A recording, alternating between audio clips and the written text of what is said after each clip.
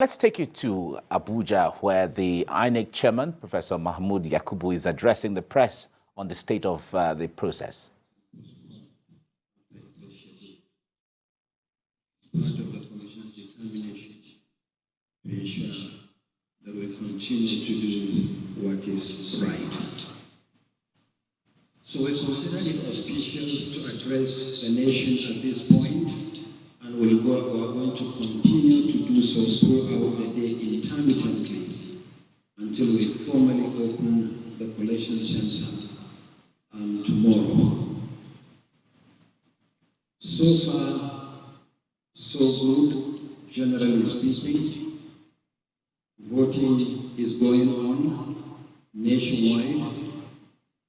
The bimodal voter accreditation system, the BVAS, deployed nationwide for the first time, has been functioning optimally in most parts of the country. And we hear actually less and less of complaints about the functionality of the bimodal voter accreditation system than we hear about our other processes. So based on the reports that we have received from the various states of the Federation and our office in the Federal Capital Territory, some challenges were identified, one of which is the inability open the polling units at the appointed hour of 8:30 a.m. Some of the polling units opened late, but in line with our policies, any Nigerian who is on the queue will have the opportunity to vote, no matter how long it takes, until the last person on the queue before 2:30 votes, no matter how long it takes. The polling time are one of the perennial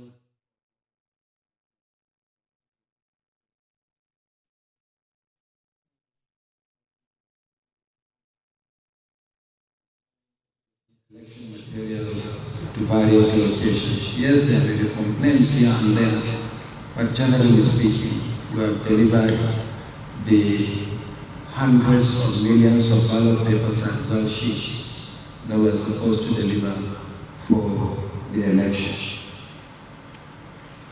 But another contributory factor to the late opening of the polling units is actually the perennial insecurity in the country. For instance, we couldn't deploy early enough to allow in Shiroro local government area of Niger State bandits launched an attack, not necessarily on INEC officials, but in the area. So on the advice of the security agencies, we tarried a while. But I'm happy to say that we were able to deploy to allow, and voting in that location is ongoing as we speak. Similarly, in Oshimidi local government area of Delta State, thugs attacked a polling unit and 2 beavers machines were lost in the process. But again, determined that election must continue, we were able to replace the stolen beavers machines, reinforce security, and voting continued in that location. Similarly, in Safana local government area of Katsina State, thugs attacked one of our voting locations and snatched 6 beavers machines. But again, we were able to recover and use the spare beavers machines and reinforce security for voting to continue in that location. Happily, the security agencies have recovered 3 of the beavers' machines, but 3 are still held by the thugs. So in these locations, the target of attack was actually the beavers' machines. No longer ballot papers or ballot boxes is the beavers' machines. But in the 2 instances, we were able to recover and continue with the process. But there are also other complaints we had from some political parties about the shortage of polling agents' tags, the identity tags. Nigerians may recall that for the first time we designed a portal and encouraged all political parties, as required by law, to nominate their polling agents. They never interacted with INEC face to face. And we have vested over 1.5 million nominations from political parties for agents at polling units level alone, and over 68,000 for collation at ward level, local government level, and the state, and 27 collation agents for the national collation as nominated by the 18 political parties.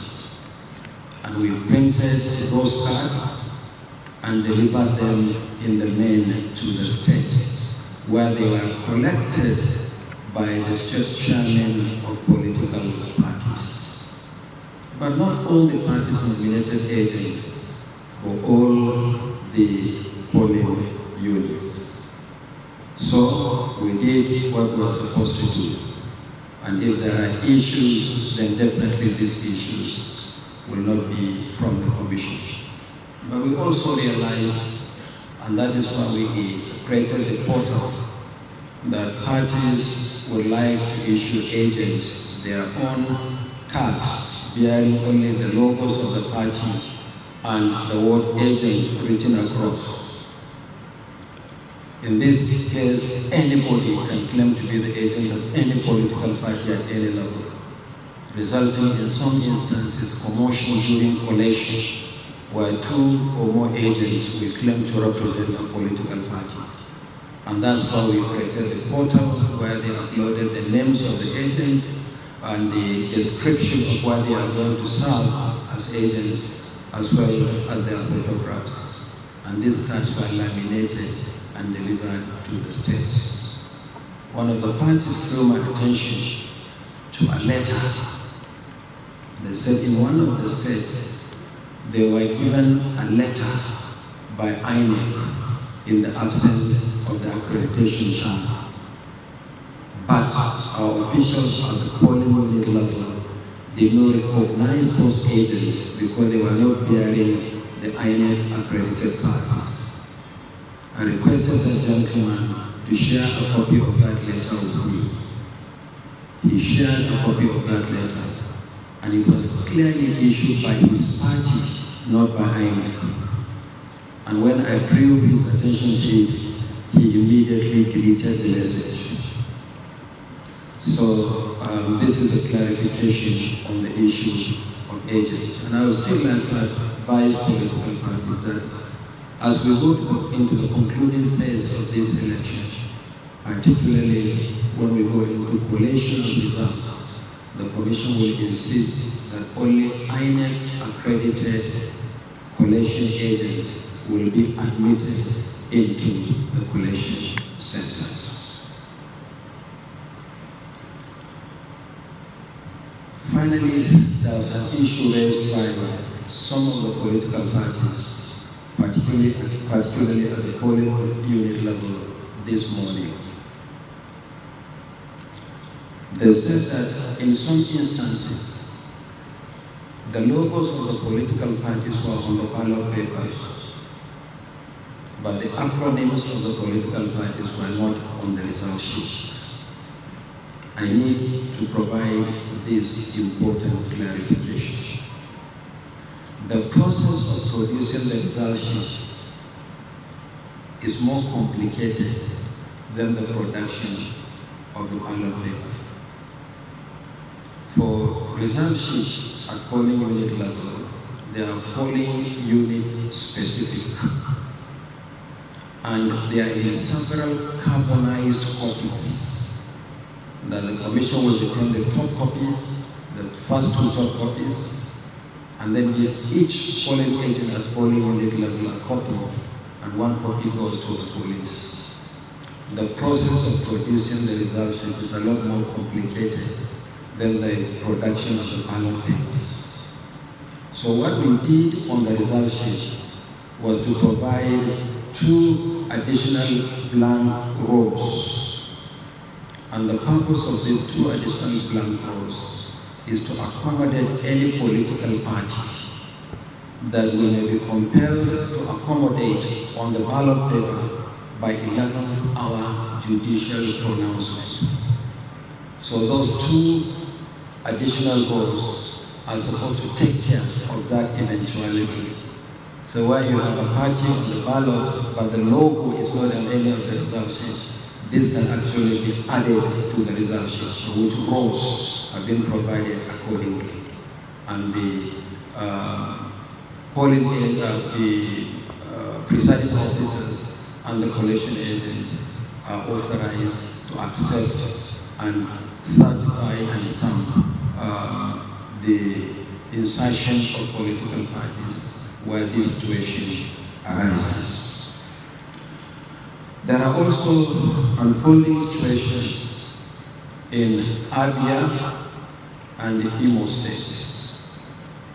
In Abia, deployment is taking place late to the polling units. The Commission is aware, but we are assuring voters in Abia state that no matter how late we deploy to the polling units, if voters are on the queue before 2:30, they will vote no matter how long it takes.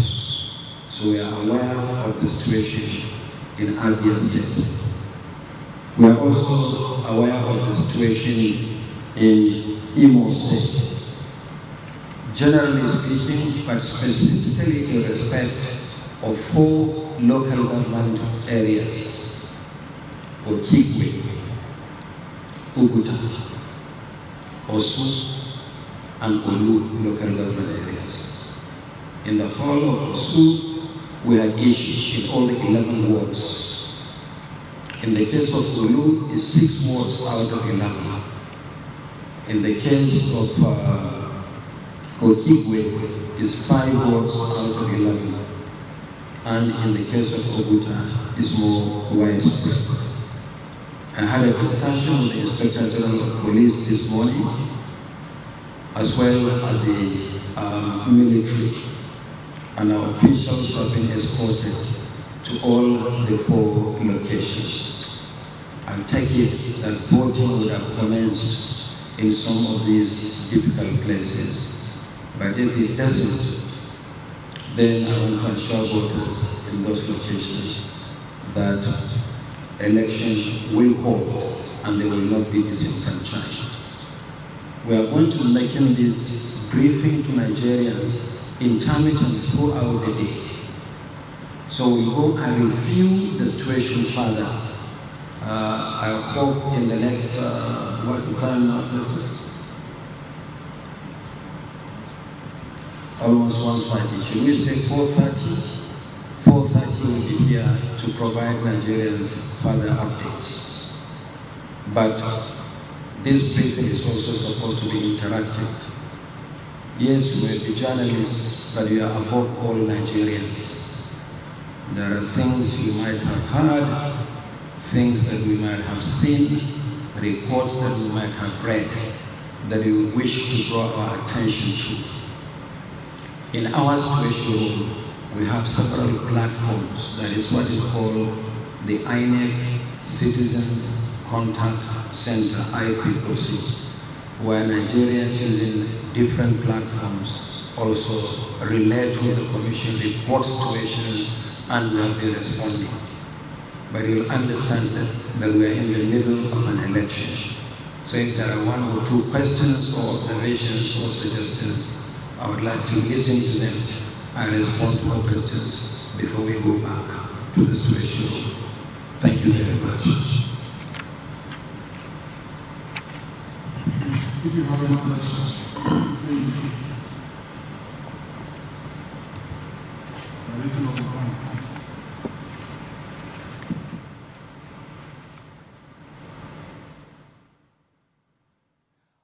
Right, Professor Mahmoud Yakubu, the chairman of INEC there, addressing the press and giving updates from the various parts of the country regarding what has taken place in some of the places, some things that look like a challenge, but they have been surmounted, and others trying to carry everybody along regarding what has to be done. He made reference to challenges in Niger and Oshimili, and he said some ballot papers that were distributed in some areas, they had given a lot of backups there.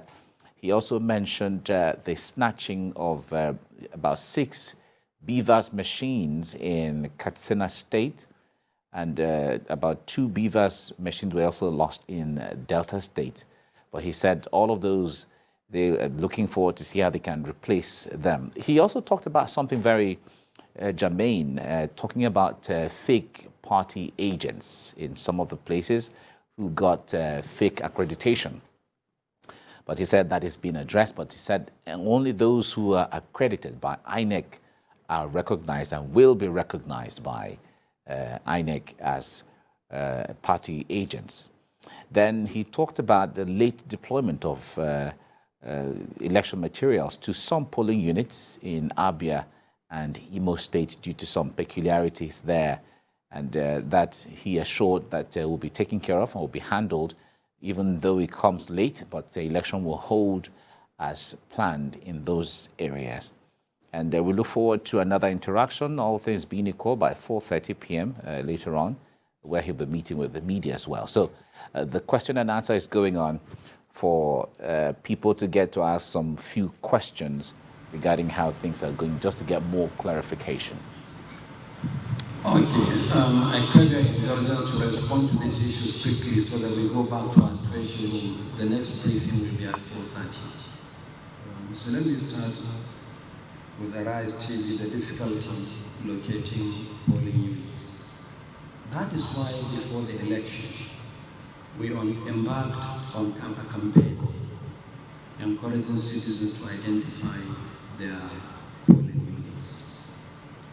We have 6.7 million citizens in that respect, and quite a number of them have done so. I actually expected that the complaint that we are going to receive from people who could not locate their polling units will be louder than that.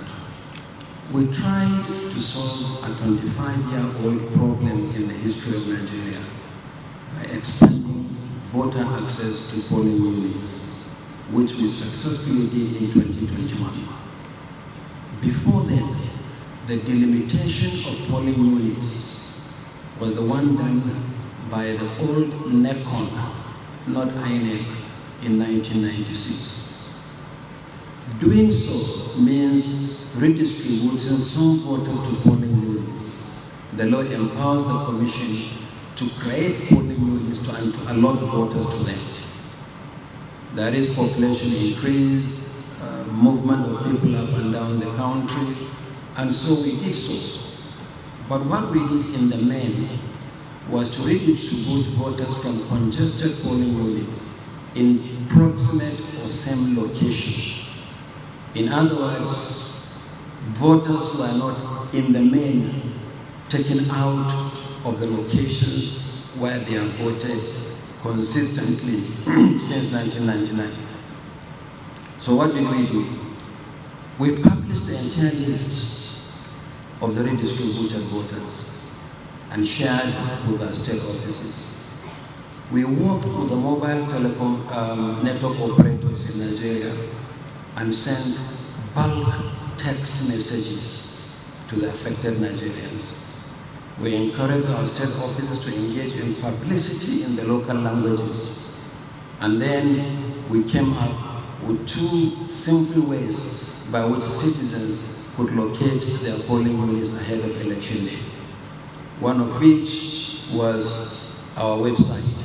But the other one, which is simpler, is we provided 2 telephone numbers to which you can send a simple text message indicating your state, your surname, and the last 6 digits of your voter identification number.